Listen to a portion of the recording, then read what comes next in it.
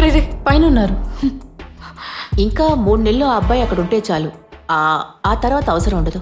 నేను షిఫ్ట్ చేస్తాను. చూద్దాం సార్.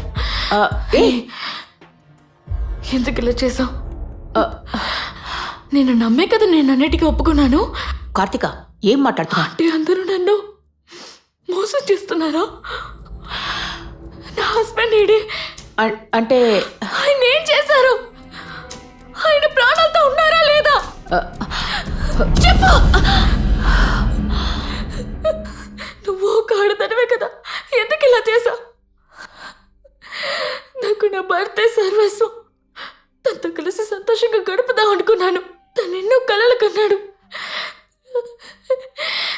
తన కలల్ని కాలు రాసే కదా తనని కాపాడదాం అనుకున్నాను. ఎందుకు ఇలా చేశా?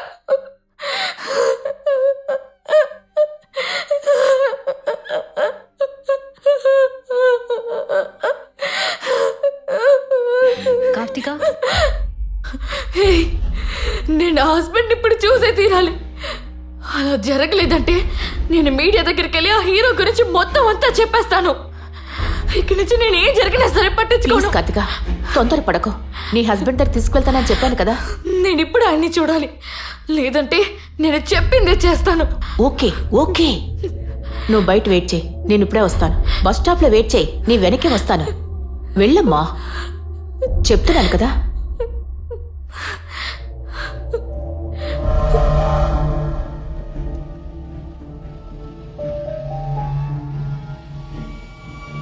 ఛే!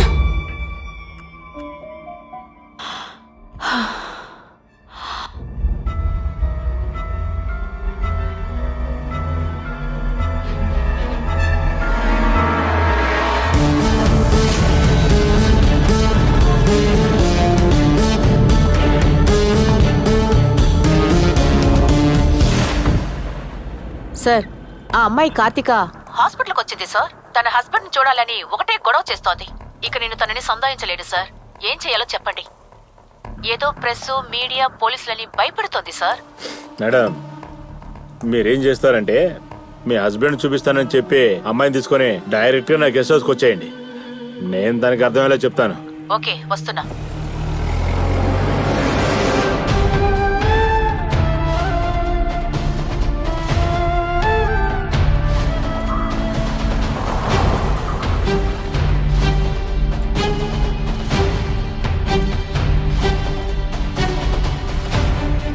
బీచ్ రోడ్కి వెళ్ళాలి. సరేనమ్మా.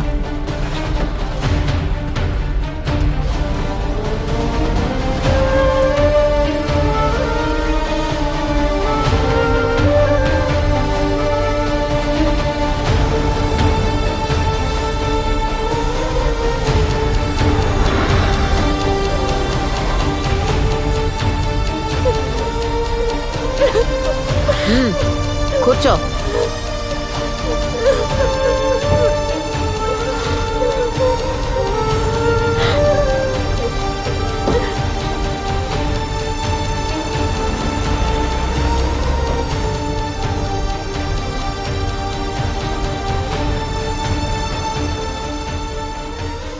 సార్, ఇదే సార్ జరిగింది. ఇంతకుమించి నాకు ఇంకేమీ తెలీదు. ఆ హాస్పిటల్లో పని మానేసి బయటకు వచ్చేసాను సార్. ఈ విషయం నేను ఎక్కడికైనా వచ్చి చెప్పడానికి సిద్ధంగా ఉన్నాను. Thanks for your information. ఇంకా ఈ విషయం ఎవరికీ తెలియకూడదు, ఎస్పెషల్లీ అమ్మాయి వాళ్ళ భర్తకి.